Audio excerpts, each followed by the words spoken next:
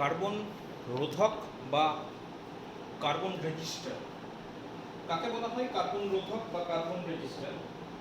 মনে রাখবে এটা হচ্ছে 2 ওয়াট বা তার থেকে কম ক্ষমতার পাল্লাযুক্ত রোধ, যেগুলো সাধারণত নিম্ন ক্ষমতার বৈদ্যুতিক বর্তনীতে ব্যবহৃত হয়। খুব সিম্পল ভাবে বলতে গেলে যে তুমি যদি কোনো বৈদ্যুতিক যন্ত্রের, বড় বৈদ্যুতিক যন্ত্র, সাপোজ টিভির ভেতরে দেখবে একটা বোর্ড থাকে, বা ল্যাপটপ কম্পিউটারের ভেতরে একটা বোর্ড থাকে, মাদার বোর্ড সাপোজ। সেই মাদার বোর্ডে দেখবে ছোট ছোট এরকম এলিমেন্ট থাকে, যার দুদিকে দুটো পিন আছে এবং মোটামুটি এরকম একটা দেখতে, দুদিকটা একটু একটু বড়, মাঝখানটা একটু চাপা। তো এইগুলো হচ্ছে সেই কার্বন রেজিস্টার। যেহেতু এগুলো সাইজে খুব ছোট, সাইজে ছোট করা হয় তার অনেক সুবিধা আছে, যে সহজে তুমি ক্যারি করতে পারবে, এটা একটা বড় সুবিধা। অনেকগুলো তুমি একসঙ্গে অল্প জায়গার মধ্যে অনেকগুলোকে ব্যবহার করতে পারবে। তো এগুলো এত ছোট যে এগুলোর গায়ে রোধ লেখা যায় না। মানে ইন জেনারেল বড় যে রোধ বাক্সগুলো থাকে, যদি প্র্যাকটিক্যাল রুমে দেখেছো যে বড় বড় রোধ বাক্স থাকে, সেই রোধ বাক্সের গায়ে লেখা থাকে কোনটা 5, 10, 20 এরকম ব্যাপার। তো এগুলো এত ছোট যে এগুলোর গায়ে রোধের মান কত সেটা লেখা যায় না।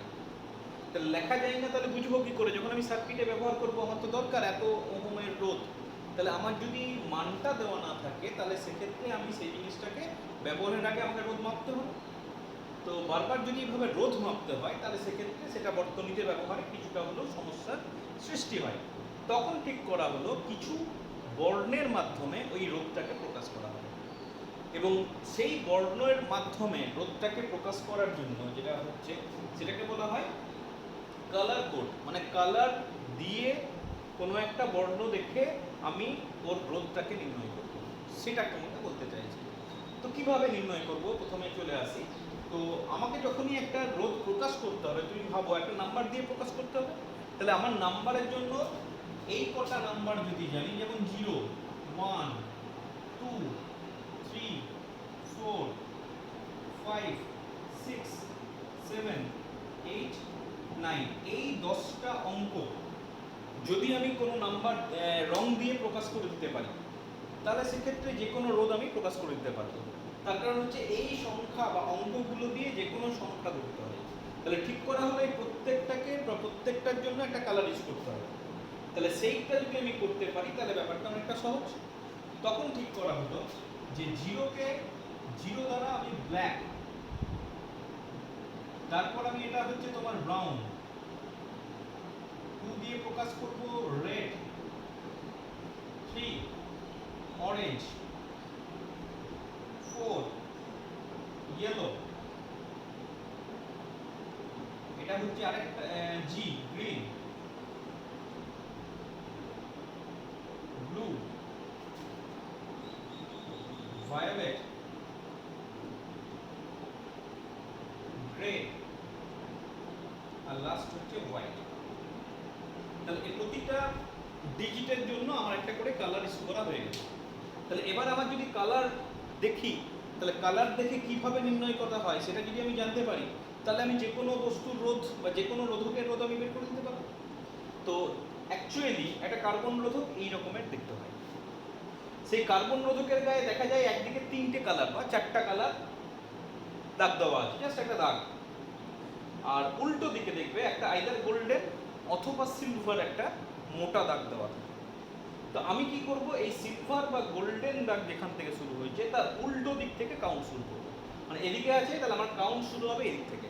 মানে তুমি বলতে পারো এটা হচ্ছে তোমার 1 নম্বর দাগ, এটা হচ্ছে তোমার 2 নম্বর দাগ, আর এটা হচ্ছে তোমার 3 নম্বর দাগ। বুঝে গেল? ইয়েস। আচ্ছা, তার আগে বলি যে গোল্ডেন বা সিলভার এটা অ্যাকচুয়ালি বিচ্যুতি বা টলারেন্স নির্দিষ্ট করে। এরকম নিয়ম আছে, যদি গোল্ড হয় তাহলে টলারেন্স হচ্ছে 5% বা বিচ্যুতি 5%, আর যদি সিলভার হয় তাহলে টলারেন্স হচ্ছে 10%। মানে অর্থাৎ যে রোধটা আমার বেরিয়েছে, সাপোজ এটার রোধের মান হচ্ছে 1000 ওহম, তাহলে 1000 ওহমের 10% কত? 100।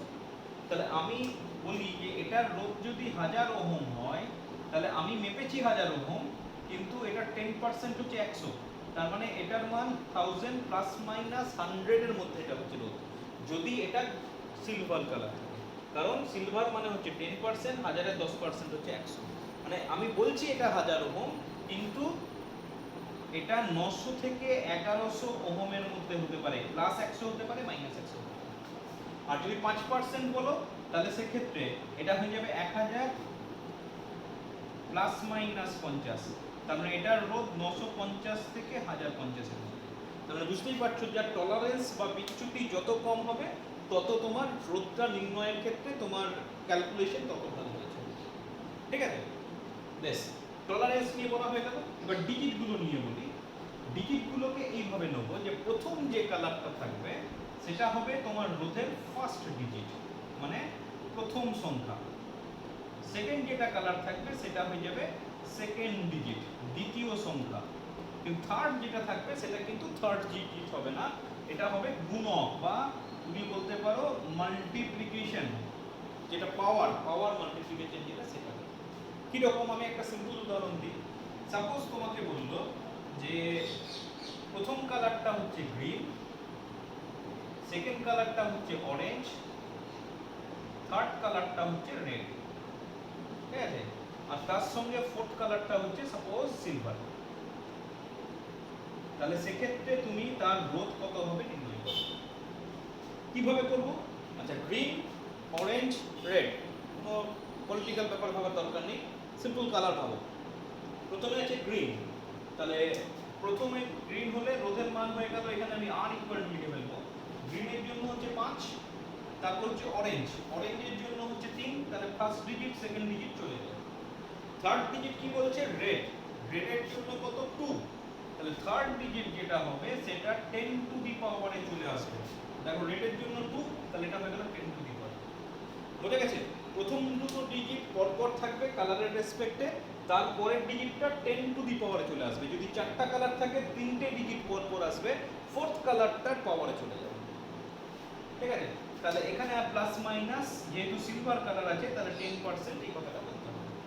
তাহলে ফাইনালি পড়ে থাকছে এটার রোধ হচ্ছে 5300 প্লাস মাইনাস 10%, বা বলতে পারো প্লাস মাইনাস 530 অথবা মাইনাস 530 হতে পারে। তাহলে এটার রোধ হয়ে যাবে 530 যোগ করলে 5830, আর 530 কম করলে 5770, এরকম কিছু, সরি 5270, এরকম কিছু একটা হবে। তাহলে এইভাবে শুধুমাত্র কালার দেখে আমি কিন্তু যে কোনো রোধকের রোধ নির্ণয় করে দিতে পারি।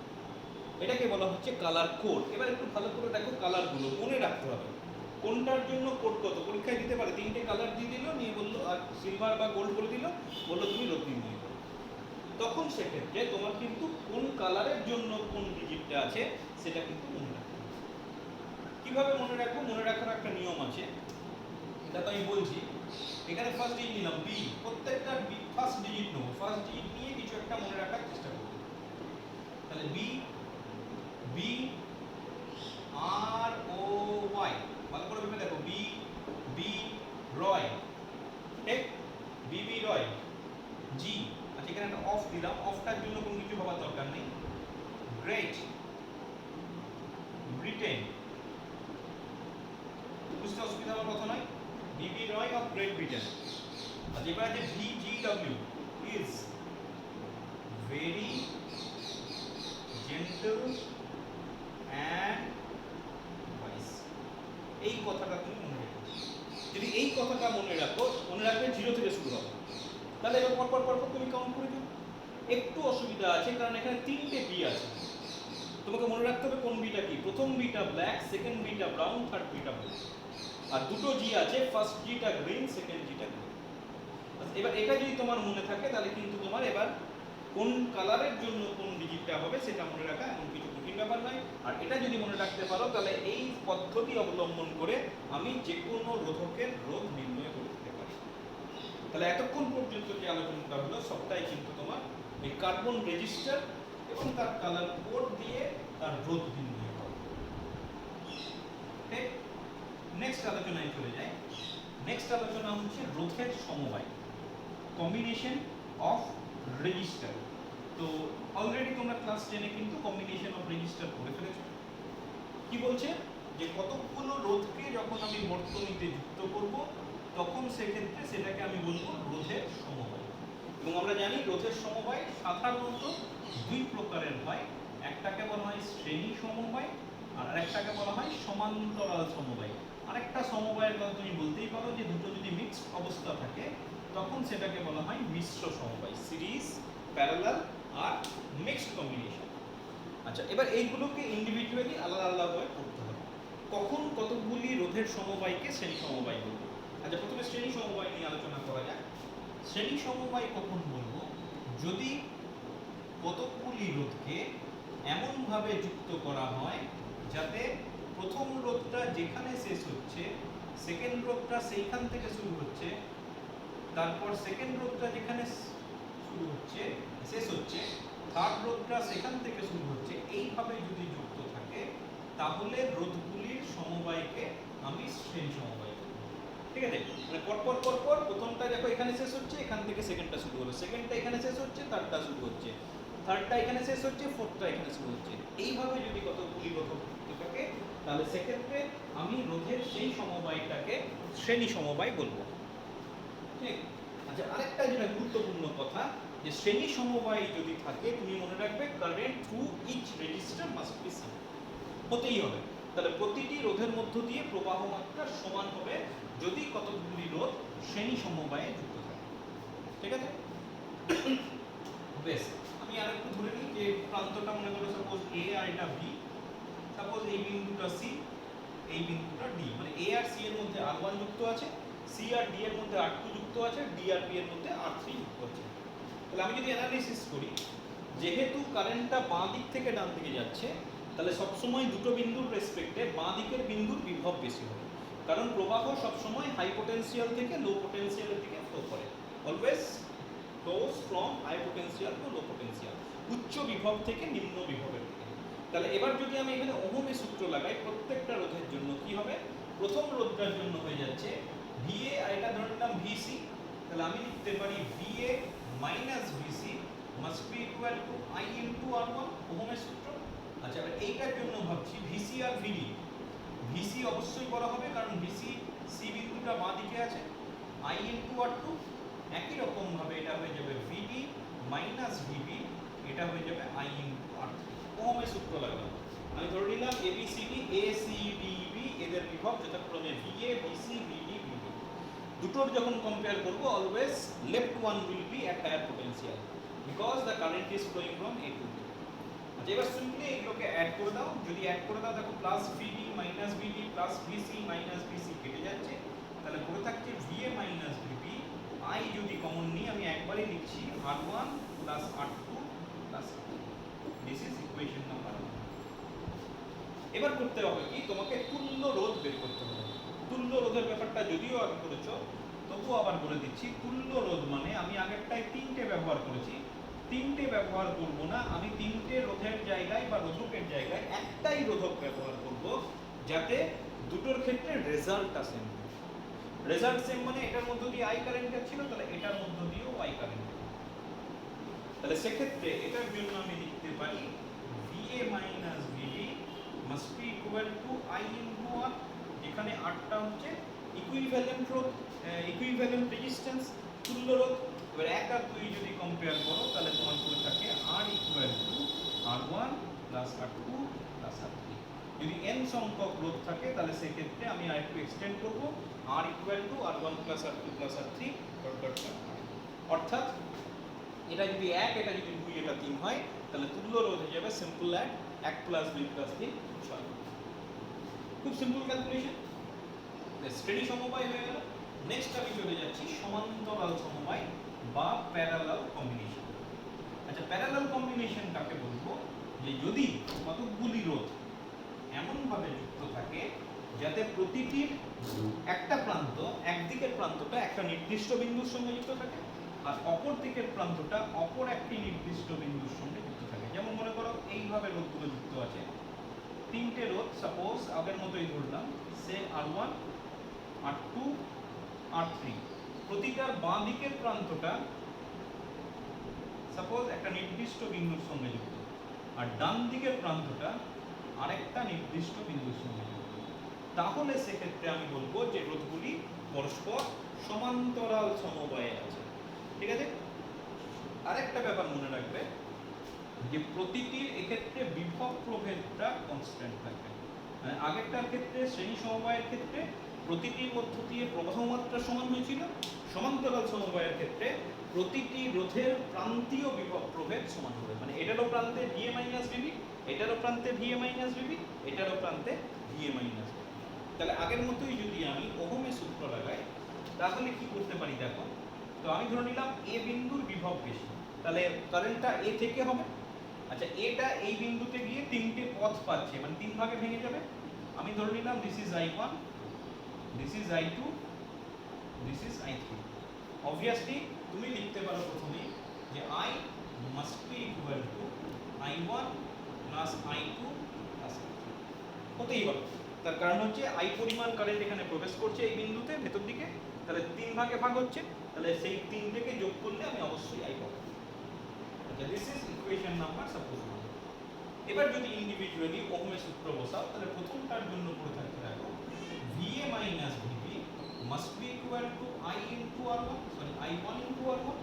তাহলে সেখান থেকে I1 ইকুয়াল টু পড়ে থাকছে VA minus VB divided by R1। ঠিক আছে, একই রকম ভাবে প্রতিটা দেখানোর দরকার নেই, আমি I2 ইকুয়াল টু লিখতে পারি VA minus VB divided by R2। একই রকম ভাবে I3 equal to VA minus VB divided by R3।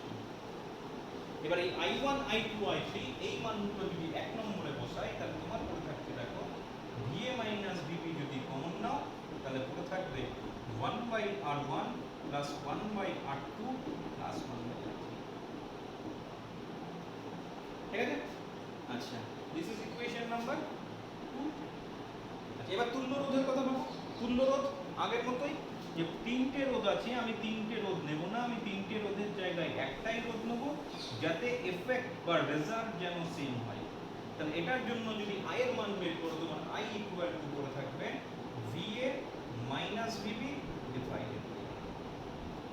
এবার 2 আর 3 তুমি কম্পেয়ার করবে, 2 আর 3 যদি পরস্পর কম্পেয়ার করা হয় তাহলে সেক্ষেত্রে পড়ে থাকছে দেখো 1/R this is equal to 1/R1 plus 1/R2 plus 1/R3। তাহলে সমান্তরাল সমবায়ের ক্ষেত্রে রোধের ফর্মুলা হয়ে যাচ্ছে 1/R1 plus 1/R2 plus 1/R3। এবং যদি n সংখ্যক রোধ থাকে তাহলে সেক্ষেত্রে n সংখ্যক রোধের জন্য আমি যোগটাকে কন্টিনিউ করব। ঠিক আছে, তাহলে এই গেল তোমার শ্রেণী সমবায় আর সমান্তরাল সমবায়। এখন যদি মিশ্র সমবায় থাকে তাহলে কি হবে সেটা ডিপেন্ড করছে মিশ্র সমবায়ে কতটা শ্রেণী আছে, কতটা সমান্তরালে আছে, সেই ব্যাপারটা তোমাকে বুঝে করতে হবে। বুঝবো কি করে? আমাকে চেষ্টা করতে হবে যে রোধগুলোকে নিয়ে, দুটো বা তিনটে রোধ নিয়ে একসঙ্গে যদি ভাবতে চাও তোমাকে দেখতে হবে যে রোধগুলোর মধ্যে প্রবাহ মাত্রা সেম আছে কিনা। যদি প্রবাহ মাত্রা সেম হয় তাহলে অবশ্যই শ্রেণী সমবায়, আর যদি তোমার বিভব প্রভেদ সেম হয় তাহলে সেক্ষেত্রে সেটা হয়ে যাবে সমান্তরাল। বেশ, এখান থেকে আবার একটা প্রশ্ন থাকে যে তুমি কতগুলো রোধের সমান্তরাল সমবায় নিয়েছো। যদি সমান্তরাল সমবায় নাও, আমি তিনটে ভাবছি, সাপোজ এটা 1 ওহম, এটা 2 ওহম, এটা 3 ওহম। বলছে আর এর যেটা মান আসবে সেটা, আচ্ছা এগুলোর মধ্যে সবথেকে ছোটকে, অবশ্যই সবথেকে ছোট হচ্ছে 1। বলছে আর এর মানটা 1 এর থেকেও কম হবে, করতেই হবে। ঠিক আছে, যদি তুমি 1 2 3 না নিয়ে সাপোজ নিলে 5 12 14, সবচেয়ে কম কোনটা? 5। তুমি মনে রাখবে তুল্য রোধের মান 5 এর থেকে কম হবেই। তো এটা তোমাকে পরীক্ষায় প্রমাণ করতে দেবে যে প্রমাণ করো সমান্তরাল সমবায়ে তুল্য রোধের মান সমবায়টি ক্ষুদ্রতম রোধ অপেক্ষা ক্ষুদ্রতর হবে। In parallel combination of resistors, the equivalent resistance will be less than the smallest value of the resistor in the combination. কিভাবে প্রমাণ করব? তো সাপোজ আমার কাছে অনেকগুলো রোধ আছে, R1 R2 R3 সমান্তরাল সমবায়ে যুক্ত আছে, আর ধরে নিলাম তুল্য রোধ, তাহলে আমি লিখতে পারি এটা ইকুয়েশন নাম্বার 1 করে দিলাম। আচ্ছা, ইকুয়েশন নাম্বার 1 থেকে তুমি আমি কি বললাম যে 1/R1 বাদ দিয়ে বাকিটাকে আমি ধরে নিলাম x। তাহলে আমি লিখতে পারি 1 নম্বর থেকে 1/R equal to 1/R1 plus x। তাহলে এখান থেকে আমার পড়ে থাকছে 1/R is greater than 1/R1, কারণ x is always greater than। কোনো একটা বস্তুর পরিবাহীর রোধ ঋণাত্মক হয় না, অলওয়েজ ধনাত্মক, তাহলে গ্রেটার দেন 0। তাহলে এখান থেকে আমি লিখতে পারি R1 is greater than R, হয়ে গেল। আচ্ছা নেক্সট, ওই 1 নম্বর থেকে আমি কি করলাম 1/R2টাকে আলাদা করে নিলাম, 1/R2টাকে আলাদা করে নিলাম। এবার 1/R2 বাদ দিয়ে বাকি যতটা পড়ে থাকলো 1/R1 প্লাস 1/R3 1/Rn পর্যন্ত সবটাকে আমি ধরে নিলাম y। তাহলে একই রকম ভাবে আমি লিখতে পারি this is equal to this plus this. তাহলে 1/R is greater than 1/R2, কেন? যেহেতু y is greater than 0। y কি? কতগুলো রোধের অনন্যকের যোগফল। তাহলে সেক্ষেত্রে রোধের মান যেহেতু ঋণাত্মক হয় না, তাহলে রোধের কতগুলি রোধের অনন্যকের যোগফল কোনোদিন ঋণাত্মক হয় না। তাহলে অবভিয়াসলি আমার কনক্লুশন হচ্ছে R2 is greater than R। আচ্ছা এইভাবে যদি চলতে থাকে, আমি এবার 1/R3 নিয়ে বাকিটাকে যদি অন্য কিছু ভাবি, তাহলে কি পাবো? R3 greater than R। তারপর R4টাকে নিয়ে যদি কাজ করি, তাহলে আমি কি পাবো? R4 greater than R। এবং এইভাবে যদি আমি Rn পর্যন্ত চলে যাই, দেখো সব ক্ষেত্রেই হবে গ্রেটার দেন R। তার মানে কি? দেখো প্রতিটা রোধের মান R এর থেকে বেশি, তার মানে সব থেকে ন্যূনতম যেটা রোধ হবে তার থেকেও তুল্য রোধের মানটা কম হবে। তুমি খেয়াল করে দেখবে ক্যাপাসিট্যান্সের ক্ষেত্রেও কিন্তু আমরা একই ধরনের ক্যাপাসিট্যান্সের শ্রেণী সমবায়ের ক্ষেত্রে সিমিলার ফর্মুলা পেয়েছিলাম, এবং সেখানেও কিন্তু এই প্রমাণটা করা আছে, দেখে নিও। বেশ, তাহলে রোধের শ্রেণী সমবায় হয়ে গেল, রোধের সমান্তরাল সমবায় হয়ে গেল। সমান্তরাল সমবায়ের ক্ষেত্রে এটাও প্রমাণ হয়ে গেল যে তুল্য রোধের মান বর্তনীর ক্ষুদ্রতম রোধ অপেক্ষাও ক্ষুদ্রতম। আরেকটা আলোচনা করব শান্ট। শান্ট কথাটার মানে হচ্ছে বিকল্প পথ। বিকল্প পথ ব্যাপারটা কিরকম? মনে করো তুমি গাড়ি নিয়ে যাচ্ছ, যেতে যেতে রাস্তায় জ্যাম পেয়ে গেছো, তুমি কি করো? জ্যামের জন্য ওয়েট করে থাকো? কি করো? আশেপাশ দিয়ে যদি অন্যদিকে কোনো রাস্তা থাকে, সেই রাস্তা দিয়ে তুমি গাড়ি নিয়ে গন্তব্যস্থলে যাওয়ার চেষ্টা করো। তো তড়িৎ বর্তনের ক্ষেত্রে কি হয় বলে রাখি, এই যে গ্যালভানোমিটার বা যে সমস্ত তড়িৎ যন্ত্র থাকে, সাধারণত সব তড়িৎ যন্ত্রগুলোই ভীষণ সেনসিটিভ, খুবই সংবেদী যন্ত্র। যদি কোনোভাবে এই সংবেদী যন্ত্রগুলোতে বেশি পরিমাণ কারেন্ট প্রবেশ করে, তাহলে যন্ত্রগুলো খারাপ হয়ে যাবার সম্ভাবনা থাকে। এবার যেহেতু যন্ত্রগুলো খুব দামি যন্ত্র, sensitive as well as very costly, আমি নিশ্চয়ই চাইবো না সেই যন্ত্রগুলো খুব তাড়াতাড়ি খারাপ হয়ে যায়। তাহলে আমাকে এমন কিছু ব্যবস্থা অবলম্বন করতে হবে যাতে হেভি কারেন্ট ওটার মধ্য দিয়ে না যেতে পারে। কি করা হয় তার জন্য? ওই যন্ত্রটার সঙ্গে সমান্তরাল সমবায়ে একটা নিম্নমানের রোধ যোগ করা হয়। এই যে রোধটাকে যোগ করা হয়, যেটা in parallel with the galvanometer বা sensitive instrument, and obviously low value হতে হবে, নিম্নমানের। যদি যোগ করা হয় তাহলে কি হবে? সাপোজ এখান দিয়ে একটা হেভি কারেন্ট প্রবেশ করবে, তুমি ভাবো যে তুমি রাস্তা দিয়ে যাচ্ছ, একটা রাস্তায় প্রচুর জ্যাম আর একটা রাস্তা ফাঁকা, বাধা কম, জ্যাম নেই, তুমি কোন রাস্তায় যেতে চাইবে? অবভিয়াসলি এটা দিয়ে বেরিয়ে যেতে চাইবে। তাহলে এটার ক্ষেত্রেও তাই, গ্যালভানোমিটারের একটা রোধ আছে সাপোজ 1000 ওহম, আর এটা হচ্ছে সাপোজ 1 ওহম। তার মানে এখানে বাধা অনেক বেশি, এখানে বাধা নেই। তাহলে কারেন্ট কি হবে? ম্যাক্সিমাম কারেন্টটা কি হবে? এটার মধ্য দিয়ে বেরিয়ে যাবে। গ্যালভানোমিটারের মধ্য দিয়ে খুব very small amount of current will flow through the galvanometer. তার মানে কি? গ্যালভানোমিটারে কোনোদিন বেশি পরিমাণ কারেন্ট যাবে না, এক্ষেত্রে গ্যালভানোমিটারটা রক্ষা পাবে। এক্ষেত্রে এসটাকে বলা হচ্ছে শান্ট। বুঝে গেছে? আচ্ছা, এবার আমি ধরে নিলাম এটা এ বিন্দু, এটা বি বিন্দু। আমি ধরে নিলাম শান্টের মধ্য দিয়ে কারেন্ট আইএস আর গ্যালভানোমিটারের মধ্য দিয়ে কারেন্ট আইজি। অবভিয়াসলি আমি লিখতে পারি I equal to is plus IG. তো ক্যালকুলেশন করা যায়। আচ্ছা, ক্যালকুলেশন করলে দেখো দুটো সমান্তরাল সমবায় আছে, তাহলে বিভব প্রভেদ সমান হবে। আচ্ছা, বিভব প্রভেদ VA মাইনাস VB, সেটাকে যদি আমি V বলি, তাহলে আমি অবশ্যই লিখতে পারি V equal to IG into G, আর V equal to IS into S, তাই তো? এটা হচ্ছে গ্যালভানোমিটারের বিভব প্রভেদ, এটা শান্টের বিভব প্রভেদ, যেটা হচ্ছে গ্যালভানোমিটারের রোধ। তাহলে আমি অবশ্যই লিখতে পারি IS into S must be equal to IG into G।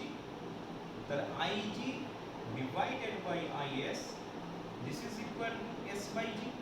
আমি ক্যালকুলেশন করছি একটা, add 1 on both side, তাহলে ig by is plus 1 s by g plus 1, তাহলে এটা পড়ে থাকছে ig plus is divided by is equal to s plus g divided by g।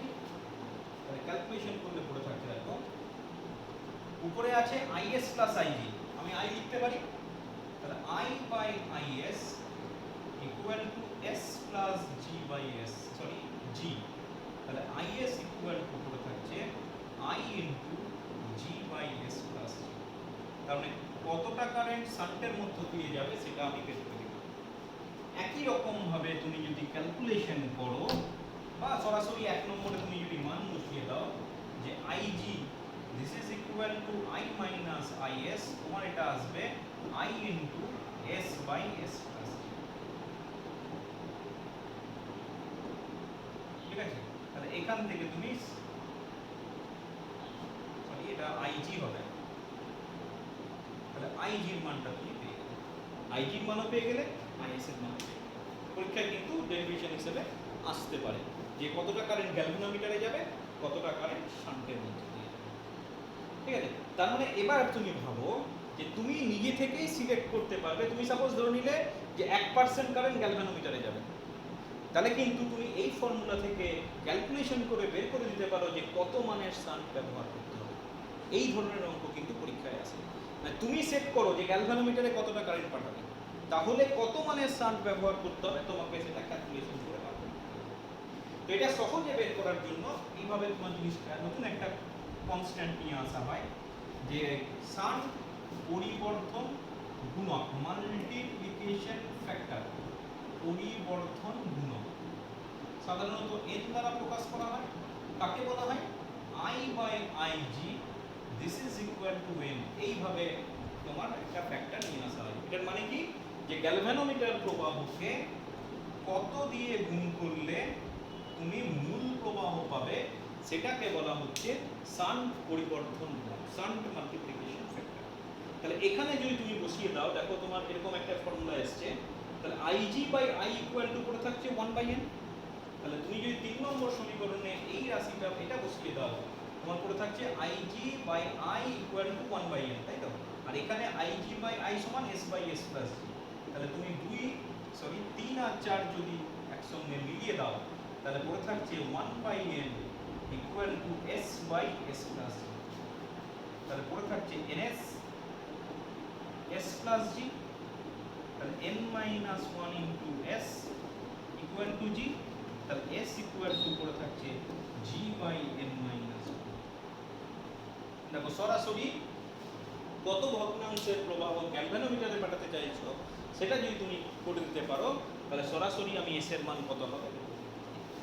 তো এই ধরনের অঙ্ক কিন্তু পরীক্ষায় খুব আসে, থিওরিটাও পরীক্ষাতে খুব আসে। ঠিক আছে, শান্ট পর্যন্ত ভালো করে পড়বে, দরকার হলে খাতায় লিখে প্র্যাকটিস করবে।